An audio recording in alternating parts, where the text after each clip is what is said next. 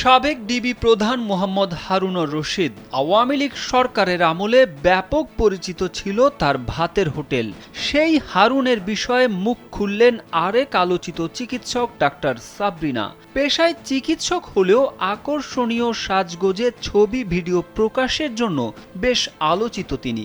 বিভিন্ন সময় তার নানা ইন্টারভিউ বেশ ভাইরাল হয়েছে সামাজিক যোগাযোগ মাধ্যমে। বন্দিনী ফাউন্ডেশনের নির্বাহী পরিচালক ডাক্তার সাবরিনা জানিয়েছেন, তাকে ফোন করে ব্যক্তিগতভাবে ডাকেন সাবেক ডিবি প্রধান হারুন। শনিবার সকালে নারায়ণগঞ্জের সোনারগাঁওয়ে পিরোজপুর ইউনিয়নের ভবনাথপুর প্রাথমিক বিদ্যালয়ে বন্দিনী ফাউন্ডেশনের প্রি মেডিকেল ক্যাম্প অনুষ্ঠানে অংশ নিয়ে সাংবাদিকদের এক প্রশ্নের জবাবে তিনি এ তথ্য দেন। সাবরিনা বলেন, আমার মামলার সময়ে সাবেক ডিবি প্রধান হারুন তেজগাঁও জোনের ডিসি ছিলেন। আমাকেও তেজগাঁও থানার একটি মামলায় সম্পৃক্ত করা হয়। পরে তিনি আমাকে আনঅফিসিয়ালি ফোন করে ব্যক্তিগতভাবে সেখানে যেতে বলেন।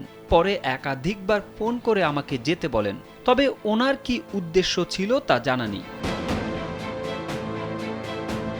2020 সালের 23 জুন করোনার ভুয়া সনদ দেওয়া, জালিয়াতি ও প্রতারণার অভিযোগে জেকেজি হেলথ কেয়ারের চেয়ারপারসন ডাক্তার সাবরিনা ও সিইও আরিফুল সহ 6 জনকে গ্রেপ্তার করে তেজগাঁও থানা পুলিশ।